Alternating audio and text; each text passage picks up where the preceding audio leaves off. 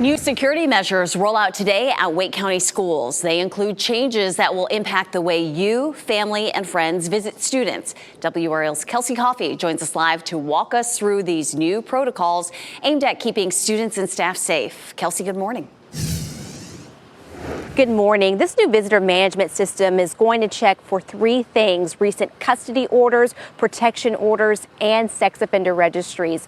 Now, visitors will come to a school at the front desk, check in on an iPad, scan their ID, type in some personal information, and get a background check within minutes. Year-round employees have already been trained on this last week, ahead of some students starting school July 11th. If a visitor gets flagged when they check in, it will alert school resource officers, security personnel, and administrators. This new system is launching as a part of the district's response to a 2019 security audit of their schools.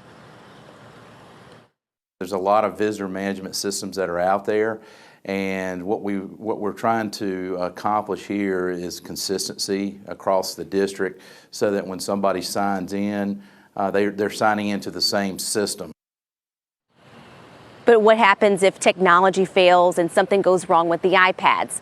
Well, the district has already thought about that, so they've trained their employees on how to check people in manually on their own computers behind the front desk, and they're hoping to work out any kinks in the system before the first day of school on August 28th.